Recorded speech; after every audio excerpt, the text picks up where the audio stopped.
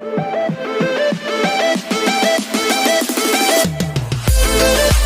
हिंद, जय जोहार। मैं स्वप्निल तिवारी इस डिजिटल प्लेटफॉर्म में आप सभी का फिर से स्वागत करता हूं। दोस्तों, 15 सितंबर 2024 को हॉस्टल वार्डन की परीक्षा आयोजित हो चुकी है। जी हाँ, इस परीक्षा का आप सभी को लंबे समय से इंतजार रहा है और आप सभी ने काफी मेहनत की होगी। जी हाँ, अब इस परीक्षा में जो प्रश्न आए हैं, भाई उन प्रश्नों की डिटेल एक्सप्लेनेशन के साथ आज मैं यहाँ पर आपके सामने उपस्थित हूँ। आज हम कंप्यूटर और मैथ्स से जुड़े हुए सारे प्रश्नों के डिटेल सॉल्यूशन को देखेंगे। अगर कोई प्रश्न गलत है या दावा पत्ती पर दिए जा सकते हैं, उस पर भी हम चर्चा करेंगे। कट ऑफ की क्या संभावना हो सकती है, पेपर का स्तर कैसा रहा है, इन सभी मुद्दों पर आज हम चर्चा करने वाले हैं। ठीक है, तो चलिए बिना किसी देरी के हम शुरू करते हैं। भाई हॉस्टल वार्डन की परीक्षा जो 15 सितंबर 2024 को आयोजित हुई थी, आप सभी ने उस परीक्षा को दे दिया है।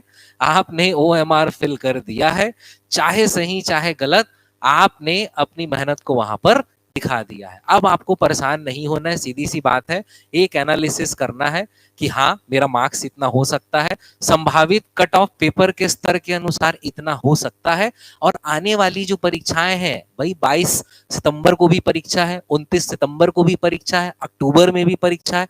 तो इन परीक्षाओं पर आपको अपना ध्यान केंद्रित करना है और आगामी परीक्षाओं की तैयारी पूरी शिद्दत से करना है। ये नहीं कि हॉस्टल वार्डन की परीक्षा हो गई तो बस अब गंगा नहा ली, अब छुट्टी मनाना है, एंजॉय करना है, ऐसा आपको बिल्कुल नहीं करना चाहिए। तो चलिए आगे चलते हैं, देखते हैं कंप्यूटर के प्रश्नों को। पहले देखते हैं कंप्यूटर में हमारा पहला प्रश्न क्या लिखा है कि निम्नलिखित में से कौन सा समूह केवल इनपुट डिवाइस है।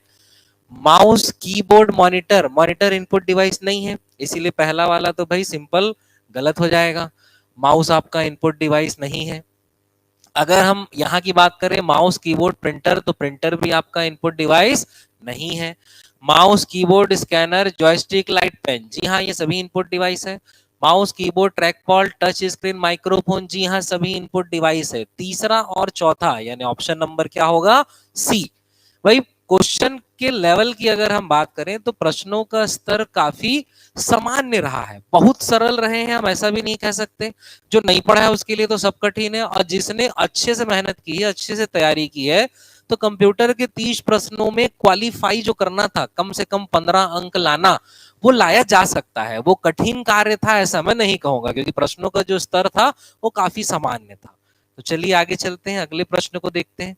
क्वेश्चन नंबर 2 क्या कहता है कि मल्टीमीडिया का मुख्य उपयोग क्या है। प्रस्तुतियां बनाना, केवल पाठ दस्तावेज संग्रहित करना, फोन कॉल करना, स्केच बनाना। भाई फोन कॉल करना तो नहीं है।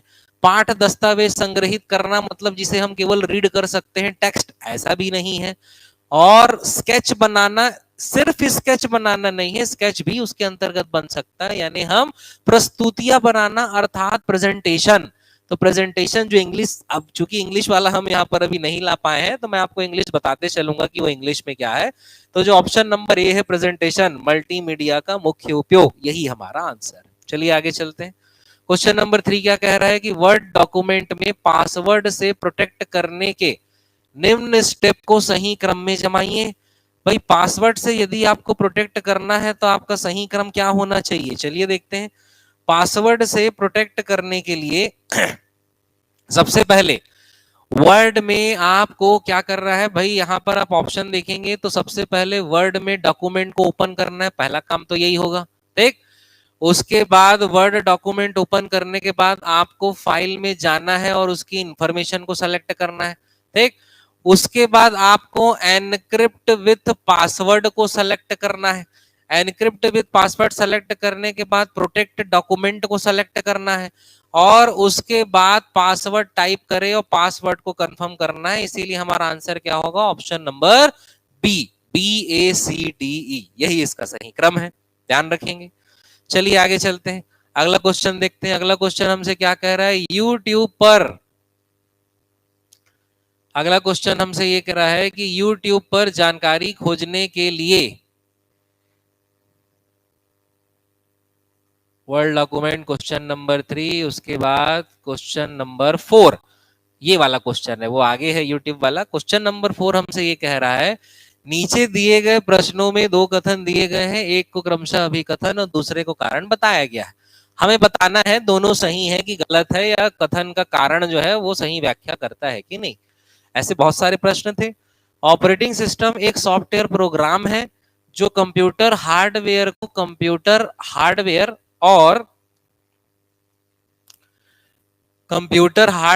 कंप्यूटर सॉफ्टवेयर के साथ संचार और संचालन करने में सक्षम बनाता है। ठीक है भाई, सही कथन है। Ubuntu open source operating system नहीं है भाई, Ubuntu open source operating system है। तो कथन एक तो हमारा सही है, जो ये अभी कथन लिखा हुआ है, लेकिन जो कारण लिखा हुआ है वो क्या है, गलत है। इसीलिए यहां पर क्या आ जाएगा, ऑप्शन नंबर सी। चलिए आगे चलते हैं, अगला देखते हैं। निम्न में से कौन सा एंटीवायरस सॉफ्टवेयर नहीं है? भाई अवस्ट एंटीवायरस है, नॉर्टन एंटीवायरस है, सोलरिस तो ऑपरेटिंग सिस्टम है, अब बिट डिफेंडर भी आपका एंटीवायरस है। इसीलिए सही आंसर हमारा क्या होगा, ऑप्शन नंबर सी, ये एक ऑपरेटिंग सिस्टम है। अगला क्वेश्चन क्या कह रहा है, स्टैटिक रैम और डायनेमिक रैम के संबंध में निम्न कथनों पर विचार करें। भाई कंप्यूटर की क्लास पर भी हमने इसके बारे में काफी डिटेल एनालिसिस किया है। बहुत से लोग जो क्लास अटेंड किए हैं तो वो तो ये सारे फैक्ट देखे ही हैं। क्या लिखा हुआ है कि स्टैटिक रैम डायनेमिक रैम की तुलना में धीमा होता है। बिल्कुल गलत है, स्टैटिक रैम फास्ट होता है और डायनेमिक रैम क्या होता है, स्लो होता है। स्टैटिक रैम डायनेमिक रैम से महंगा होता है, बिल्कुल सही है, स्टैटिक रैम जो है डायनेमिक रैम से महंगा है। स्टैटिक रैम कैपेसिटर का उपयोग करता है, गलत, डायनेमिक रैम कैपेसिटर का उपयोग करता है, सही। यानी सही कौन सा है आपका, केवल दूसरा और चौथा। तो दूसरा और चौथा के लिए क्या है, ऑप्शन नंबर सी। चलिए आगे चलते हैं, अगले क्वेश्चन को देखते हैं। अगला क्वेश्चन हमसे क्या कह रहा है, क्वेश्चन नंबर 7, निम्नलिखित में से सीडी डीवीडी का सामान्य उपयोग कौन सा है? ऑडियो विजुअल संग्रहण करना, ठीक है, जी हाँ बिल्कुल हो सकता है। लाइव स्ट्रीमिंग सीडीज नहीं होती है। वेब ब्राउजिंग, अच्छा कौन सा निम्नलिखित में से सीडी डीवीडी का सामान्य उपयोग कौन सा है? ऑडियो विजुअल संग्रहण करना तो है, लाइव स्ट्रीमिंग नहीं है, वेब ब्राउजिंग भी नहीं है, त्वरित संदेश भेजना भी नहीं है, केवल क्या है, ऑडियो और वीडियो फाइल को स्टोर करके रखना। तो ऑप्शन नंबर ए।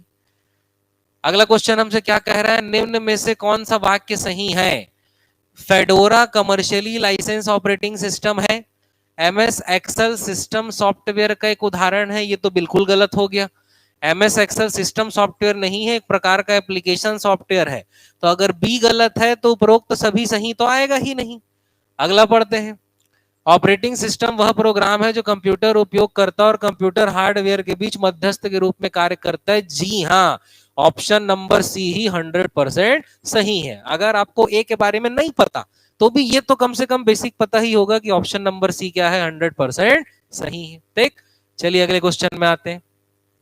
ऐसा प्रोग्राम जो एक कार्य करता हुआ प्रतीत होता है लेकिन दूसरा कार्य छिपा लेता है कहलाता है ट्रोजन। भाई वायरस क्या होता है, एक इवेंट ड्रिवन प्रोग्राम होता है जो आपको आपके सॉफ्टवेयर को कंप्यूटर को नुकसान पहुंचाता है। वॉर्म भी एक प्रकार का मेलवेयर है, नुकसान पहुंचाने वाले सॉफ्टवेयर है जो अपनी संख्या बढ़ाता है। ट्रोजन के बहुत सारे कार्य है, ट्रोजन नुकसान भी पहुंचा सकता है, ट्रोजन जासूसी भी कर सकता है, ट्रोजन कंट्रोल भी कर सकता है और ट्रोजन दूसरे रूप में भी कार्य कर सकता है। ट्रोजन सबसे खतरनाक मेलवेयर होता है, तो इसीलिए यहां पर हमारा आंसर क्या होगा, ट्रोजन होगा। चलिए आगे चलते हैं, कथनों पर विचार कीजिए। अल्टा विस्टा एक सर्च इंजन है जिसका उपयोग वीडियो खोजने के लिए किया जाता है। अल्टा विस्टा एक पुराना सर्च इंजन है जो टेक्स्ट आधारित खोज के लिए किया जाता है। तो जी हाँ, दूसरा वाला कारण सही है, पहला वाला गलत है। वीडियो सर्च इंजन नहीं अल्टा विस्टा, वो क्या है, यूट्यूब है। यूट्यूब आपका वीडियो सर्च इंजन है, अल्टा विस्टा क्या है, टेक्स्ट आधारित सर्च इंजन है। तो कारण हमारा सही है लेकिन कथन जो है गलत है, इसीलिए यहाँ क्या आ जाएगा, ऑप्शन नंबर डी आ जाएगा। चलिए आगे चलते हैं अगले क्वेश्चन में। अगर आपको किसी प्रश्न में डाउट लगता है या जो मैं बता रहा हूं उसमें आपत्ति लगती है, आप कमेंट करके बिल्कुल मुझे बता सकते हैं। ठीक अगला, गूगल खाता बनाने के लिए निम्नलिखित चरणों को सही क्रम में व्यवस्थित कीजिए। ठीक है, तो आप यहाँ पर व्यक्तिगत विवरण भरेंगे, कहाँ भरेंगे पहले वो सोचना है। फोन नंबर की पुष्टि करेंगे, कहाँ करेंगे वो सोचना है। मजबूत पासवर्ड सेट करेंगे, बात की बात है। गूगल की शर्तों और नीतियों को स्वीकार करेंगे, गूगल साइन अप पेज पर जाएंगे। जी हाँ, सबसे पहला क्रम आपका क्या होना चाहिए कि Google sign up page, sign up मतलब जहां पर भी आप अकाउंट खोलने का काम शुरू करते हैं वो साइन अप पेज कहलाता है। तो सबसे पहले आप गूगल साइन अप पेज पर जाएंगे, यानी ई आपका यहाँ है, यहाँ है, यहाँ है, यानी ये वाला ऑप्शन तो आपका कट गया। ऐसे ही एग्जाम में ऑप्शन काटा करे ना तो आपसे तेजी से बन सकता है। ठीक, अब उसके बाद आप आगे देखेंगे, गूगल साइन अप पेज पर जाने के बाद व्यक्तिगत विवरण, नाम और उपयोग भरेंगे। ई के बाद क्या आ रहा है? ए। अब ई के बाद ए वाला ये है, ये है, ये है क्या? दो ऑप्शन आपका कट गया। अगले में आप तय कर लेंगे। अब व्यक्तिगत विवरण के बाद अपने नंबर की पुष्टि करेंगे, मजबूत पासवर्ड को सेट करेंगे और गूगल की शर्तों और नीतियों को स्वीकार करेंगे। अब आप ऑप्शन से चेक करना कि अपने नाम के बाद आप फोन नंबर की पुष्टि करेंगे, उसके बाद आप पासवर्ड बनाएंगे, या जो जैसे हम इस ऑप्शन की बात करें, डी की बात करें, तो यहां पर क्या होगा? सबसे पहले अपने नंबर की पुष्टि करेंगे, फिर डी गूगल की शर्तों को मानेंगे, और उसके बाद क्या लिखा हुआ है? एक मजबूत पासवर्ड सेट करेंगे। सी की हम बात करेंगे तो नाम भरने के बाद सबसे पहले क्या होगा? एक मजबूत पासवर्ड सेट करेंगे, गूगल की शर्तों को मंजूर करेंगे, और उसके बाद आ रहा है बी, अपने फोन नंबर की पुष्टि करेंगे। तो सही आंसर हमारा क्या होगा? Option number C. ठीक है, एक बार मैं फिर से विचार कर लेता हूं। ई ए बी, बी यानी कि अपने फोन नंबर की पुष्टि करेंगे, गूगल की शर्तों को स्वीकार करेंगे, और सी एक मजबूत पासवर्ड को सेट करेंगे। जी नहीं, सही आंसर क्या होगा हमारा? Option number D. चलिए आगे चलते हैं, अगले क्वेश्चन में आते हैं। अगले क्वेश्चन में क्या लिखा है? निम्नलिखित में से कौन सा कथन सही है? ईमेल के लिए टू फील्ड में आप जितने चाहे उतने एड्रेस शामिल कर सकते हैं, ईमेल सिस्टम द्वारा अनुमति दिए गए हैं। मतलब जो ईमेल कंपनी है जितना अलाउ करके रखा है उतने ईमेल आप डाल सकते हैं। तो हाँ, पहला वाला बिल्कुल सही है। एक ही ईमेल एड्रेस को टू और सीसी दोनों फील्ड में नहीं डाला जा सकता, ये गलत है। एक ही ईमेल को टू और सीसी दोनों में डाला जा सकता है, तो दूसरा वाला गलत हो गया। ईमेल में बीसीसी फील्ड में प्राप्तकर्ता को ईमेल एड्रेस अन्य प्राप्तकर्ता को दिखाई नहीं देते, सॉरी। तो ये वाला बिल्कुल सही है, यानी सही है केवल पहला और तीसरा, यानी ऑप्शन नंबर क्या आ जाएगा? सी। चलिए आगे चलते हैं। निम्नलिखित में से कौन से प्रारूप आमतौर पर सीडी और डीवीडी के लिए उपयोग किए जाते हैं? ऑडियो सीडी होता है, डीवीडी रोम होता है, ब्लू रे तो एक अलग प्रकार है, जैसे कि सीडी है, डीवीडी है, वैसे ही क्या है? ब्लू रे है, तो वो सीडी और डीवीडी का प्रारूप नहीं है। और सीडी आर डब्ल्यू भी होता है, यानी ए बी और डी। तो ए बी और डी वाला ऑप्शन है ऑप्शन नंबर डी। चलिए अगला देखते हैं। निम्नलिखित में से कौन सा घटक जोड़ और घटाव संचालन करने के लिए जिम्मेदार है? तो सामान्य है, अरिथमेटिक लॉजिक यूनिट जो है वो जोड़ और घटाव करने के लिए जिम्मेदार है। अगला क्वेश्चन, दी गई मेमोरी इकाइयों को उनके एक्सेस समय के बढ़ते क्रम में जमाइए, यानी कि सबसे तेज कौन है और उसके बाद धीरे धीरे स्लो कौन होते जाता है। तो सबसे तेज की हम बात करें तो सबसे तेज क्या होगा? आपका रजिस्टर होगा, बी यहां पर है। ठीक है, सबसे तेज की हम बात करें तो सबसे तेज हमारा रजिस्टर है, तो बी और बी यानी ये दोनों क्या हो जाएगा? हमारा कैंसिल हो जाएगा। ठीक, अब बी के बाद दोनों में क्या दे दिया है? सी दे दिया है, तो रजिस्टर के बाद क्या आना है? डेफिनेटली कैश आना है। उसके बाद फिर क्या दे दिया है? ए दे दिया है, यानी इसके बाद कौन जाना है? रैम, मतलब बना नहीं रहे हो, ऑटोमेटिक बनते जा रहा है, ये समझ में आ रहा है ना। फिर रैम, और रैम के बाद डेफिनेटली हार्ड डिस्क आएगा, मतलब ई आएगा, और सबसे आखिरी में कौन होगा? मैग्नेटिक टेप होगा। इसीलिए ऑप्शन नंबर क्या आएगा भाई? डी आएगा। चलिए अगले क्वेश्चन में आते हैं। अगला क्वेश्चन, सर्च इंजन गूगल का मालिक कौन सी कंपनी है? तो बिल्कुल आपको पता होना चाहिए, अल्फाबेट इंक। अल्फाबेट इंक जो है गूगल की पेरेंट कंपनी है। ठीक, ऑप्शन नंबर डी हमारा आंसर है। वर्ड प्रोसेसर में मेल मर्ज ऑपरेशन परफॉर्म करने का सही क्रम क्या है? तो वर्ड प्रोसेसर में मेल मर्ज परफॉर्म करने का सही क्रम, ठीक, तो सबसे पहले आपको जाना है वो इंसर्ट मर्ज फील्ड में जाना है। ठीक है, उसके बाद आपको जाना है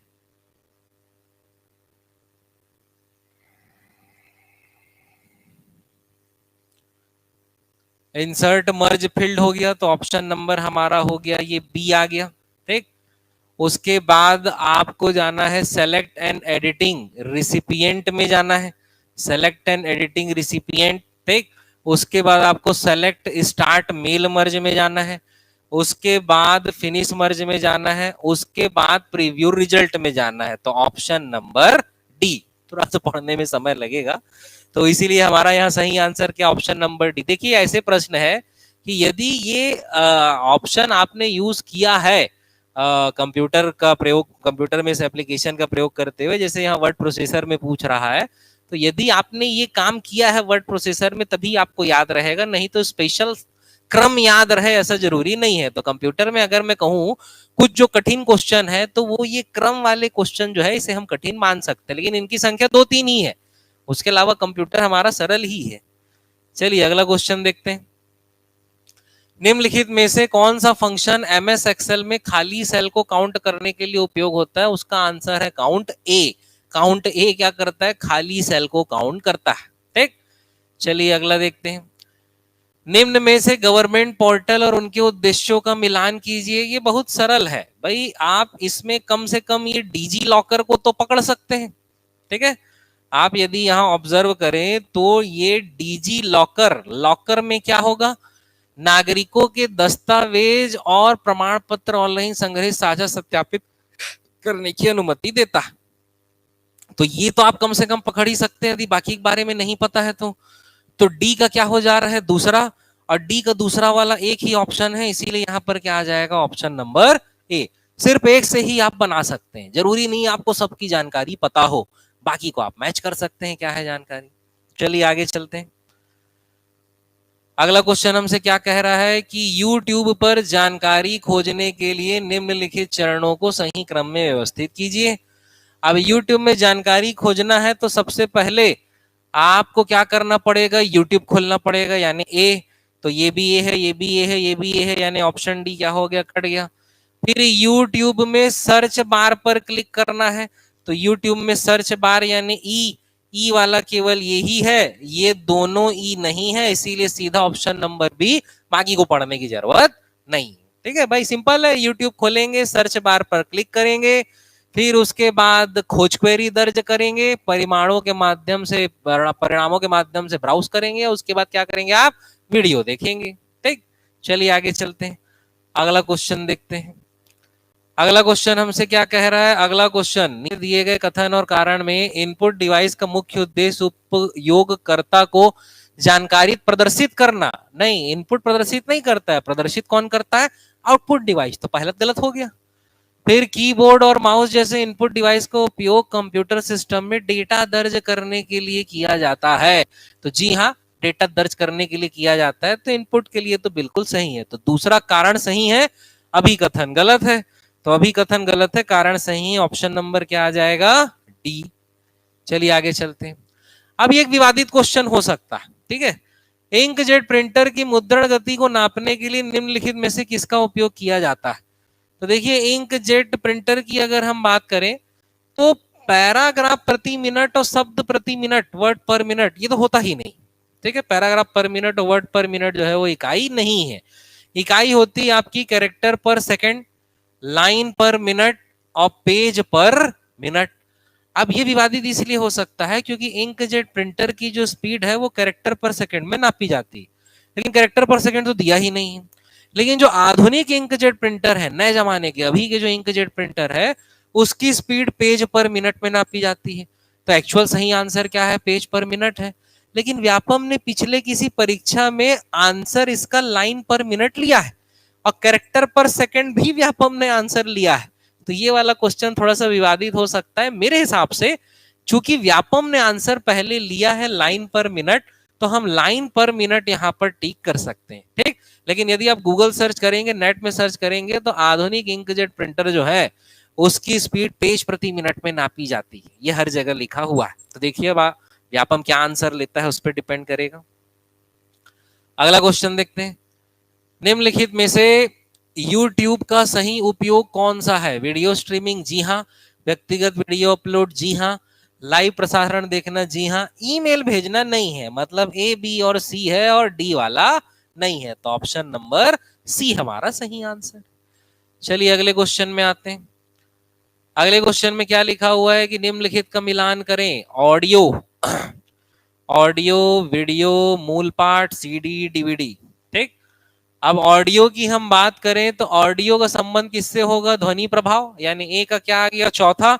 और ए का चौथा केवल एक ही में दिया है, यानी ऑप्शन नंबर ए ही हमारा आंसर है, बाकी को सोचने की जरूरत नहीं है। ठीक, अगर आप इस अप्रोच के साथ बनाते तो देखिए कुछ अभ्यर्थियों से मुझे ये भी सुनने को मिला कि परीक्षा में उन्हें समय कम पड़ गया। तो समय कम पड़ने की समस्या इसी कारण होती है क्योंकि क्वेश्चन सॉल्व करने की हमारी अप्रोच गलत है। अब हम क्या करेंगे, सबको जबरन चेक कर रहे हैं, चेक करने की आवश्यकता ही नहीं है। हम 100% श्योर है ऑडियो के लिए क्या है, ध्वनि प्रभाव है। भाई ऑडियो के लिए डेटा संग्रहण होगा क्या, नहीं होगा। प्रलेखन होगा क्या, नहीं होगा। प्रलेखन यानी टेक्स्ट टाइपिंग, आप समझिए। दृश्य कहानी यानी जो दिख रहा है वो तो वीडियो के लिए होगा। तो ये तो 100% श्योर है ना, और ऐसा केवल एक ही ऑप्शन है, ऑप्शन नंबर ए। टिक मारे, बबल भरे, आगे बढ़िए। ठीक, चलिए आगे आते हैं। अगले क्वेश्चन में हमसे क्या लिखा है, निम्नलिखित मेमोरी माप की इकाइयों को उनके आकार के अवरोही क्रम में व्यवस्थित करें। तो भाई यहां पर दे दिया है nibble, bit, megabyte, kilobyte, gigabyte. तो सबसे छोटा होता है बिट, ठीक है, यानी ऑप्शन जो बी है वो पहले आएगा, यानी ये दोनों ऑप्शन आपका क्या हो गया, कट गया। अब उसके बाद जस्ट अगला भी आपको पता होगा तो बाकी चेक करने की जरूरत नहीं है क्योंकि उसी से आपका तय हो जाएगा। तो बीट के बाद होता है नीबल, तो बीट के बाद नीबल यानी ऑप्शन नंबर ए, यानी यही आंसर है, बाकी आपको कुछ भी चेक करने की आवश्यकता नहीं है। ऐसे अप्रोच से बनाएंगे ना तो जरूर आपके पास एग्जाम में समय बचेगा। अभी मैथ्स में कैसे समय बचता है इस पर भी हम जरूर आएंगे। कई क्वेश्चन तो ऑप्शन से तुरंत देखते बन जा रहे हैं, और कैसे बन रहे हैं देखते हैं हम। अगला क्वेश्चन हमसे क्या कह रहा है, सूची बनाना है हमें। इधर आपका मेमोरी का यूनिट दे दिया है और इधर इसका छोटे रूप में साइज दे दिया है। तो देखिए इसमें बस एक आपको पकड़ने की आवश्यकता थी। एक कैसे पकड़ते कि भाई यहां पर आगे आप ऑब्जर्व करें, ये केबी है, एमबी है, जीबी है, टीबी है, ये लाइन से बढ़ रहा है। अगर आप कंप्यूटर पढ़े हैं तो इतना अवेयर आपको रहना चाहिए कि ये केबी सबसे छोटा है, एमबी उससे बड़ा है, जीबी उससे बड़ा है और टीबी उससे बड़ा है। तो जो सबसे छोटा वाला पावर होगा 2 की घात 11, वही किसके लिए होगा, 2 के बी, यानी ए का क्या आने वाला है, चौथा आने वाला है। और ए का चौथा यहां पर भी दिया है, यहां पर भी दिया है, यहां पर भी दिया है, तो ये वाला ऑप्शन क्या हो गया आपका, कट गया। अब उसके बाद यदि आप दिमाग लगाएंगे तो ध्यान देंगे डी वाले में क्या दे दिया है आपका, यहाँ 2 दे दिया, यहाँ 1 दे दिया और यहाँ पर 3, सब अलग अलग है। यानी डी का मान निकल जाएगा तो सीधा हमारे पास ऑप्शन में आंसर आ जाएगा। तो डी को देखो, 1 TB, 1 TB क्या है, सबसे बड़ा, सबसे बड़ा यानी पावर जो होगी सबसे ज्यादा होगी, यानी क्या आ जाएगा, तीसरा। डी का तीसरा वाला इकलौता ये है, यानी यही हमारा आंसर होगा, बाकी चेक करने की आवश्यकता नहीं। ये अप्रोच होती है क्वेश्चन को हल करने की, और ये अप्रोच सीखना आप सभी के लिए बहुत जरूरी है। केवल पढ़ लेना, केवल पढ़ लेना जो है वो जरूरी नहीं है कि केवल पढ़ लेने से आप एग्जाम निकल जाए, या हम बस पढ़ लिए हैं और ढेर सारा पढ़े पढ़े हैं तो एग्जाम में हम सटीक आंसर को सेलेक्ट करें और समय पे बना पाए, टाइम को मैनेज कर पाए। ऐसा बिल्कुल जरूरी नहीं है। टाइम मैनेजमेंट बहुत जरूरी है, खासकर जब 2-2 घंटे के व्यापम के पेपर हो रहे हैं और हमें पता है कि हम बहुत फास्ट नहीं बनाते हैं, तो टाइम मैनेजमेंट बहुत जरूरी है। ठीक, चलिए आगे देखते हैं अगले क्वेश्चन में। अगला क्वेश्चन हमसे ये कह रहा है कि निम्नलिखित में से कौन सी मेमोरी यूनिट स्टोरेज आकार में सबसे छोटी है, random access memory, cache memory, hard disk और रीड ओनली मेमोरी। देखिए ये क्वेश्चन भी व्यापम में विवादित हो सकता है। कुछ जगह आपको आंसर इसमें मिल रहा होगा कि कैश मेमोरी सबसे छोटी होती है, लेकिन जी नहीं, यहां पर दिए गए ऑप्शन में सबसे छोटे साइज की मेमोरी होगी कौन सी, रीड ओनली मेमोरी, क्योंकि रोम में केवल उसी प्रोग्राम को स्टोर किया जाता है जो ऑपरेटिंग सिस्टम को रन करने के लिए आवश्यक है। तो सबसे कम मेमोरी का साइज किसका रहता है, रीड ओनली मेमोरी का। उसके बाद आपका रैम का रहेगा, फिर कैश मेमोरी का रहेगा और फिर किसका रहेगा, हार्ड डिस्क। तो सही आंसर क्या है हमारा, डी। फिर अगला क्वेश्चन है, एक निबल में कितनी बिट्स होती है। तो मेमोरी यूनिट आप पढ़े हैं तो बिल्कुल अवेयर होंगे। एक निबल में मात्र 4 बिट होती है और 2 निबल के बराबर क्या होता है, 1 बाइट होता है। ठीक, तो एक निबल में कितनी बिट्स होती है, 4 बिट। हमारा आंसर है क्या, ऑप्शन नंबर बी। चलिए अगले प्रश्न में आते हैं। अगला प्रश्न क्या कह रहा है, अल्टा विस्टा का उपयोग करने का मुख्य उद्देश्य क्या है। तो अल्टा विस्टा 2 क्वेश्चन में रिपीट हो गया हमारे एग्जाम में। एक क्वेश्चन में और था अल्टा विस्टा, और वहां हमने क्या आंसर लिया है कि टेक्स्ट आधारित वेब सर्च है। तो इसीलिए यहां पर क्या आ जाएगा, इंटरनेट पर खोज करना, न कि वीडियो स्ट्रीमिंग करना, न कि ईमेल भेजना और न कि संगीत बजाना। अल्टा विस्टा एक बहुत पुराना सर्च इंजन है जो टेक्स्ट आधारित वेब को सर्च करने के काम में आता है। तो हमारा आंसर क्या होगा? Option number B. अगले क्वेश्चन में आते हैं। अगला क्वेश्चन ये है, निम्न में से कौन सा सर्च इंजन का उदाहरण है?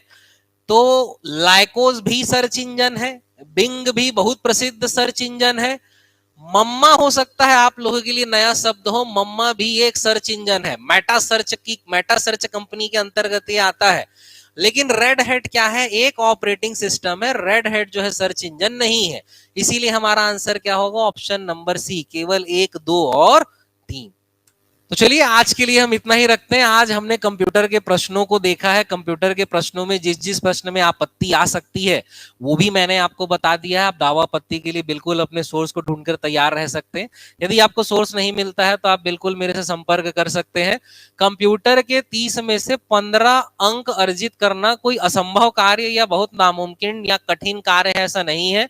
2-3 क्वेश्चन डेफिनेटली थोड़े लीक से हटके रहे हैं, कठिन रहे हैं, लेकिन उसके अलावा जी हाँ 15 अंक पाए जा सकते हैं। पेपर का स्तर काफी सरल रहा है।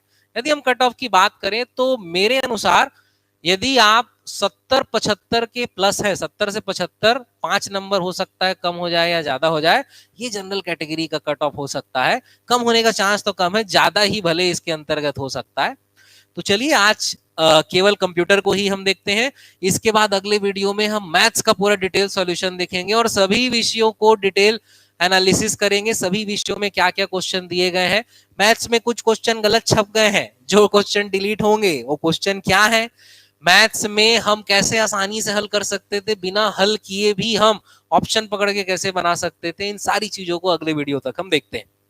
तब तक के लिए चैनल में बने रहिए, हमारे सारे वीडियोस को देखिए। आप हमारे सभी ऑनलाइन कोर्सेज को भी ज्वाइन कर सकते हैं, जहां सभी विषयों की पृथक कक्षाएं लाइव और रिकॉर्डेड दोनों मोड में, सभी ऑफलाइन कक्षाएं, complete course CGPSC prelims, mains और व्यापम के लिए अवेलेबल है। अधिक जानकारी के लिए नीचे दिए गए नंबर पे आप संपर्क कर सकते हैं। Thank you.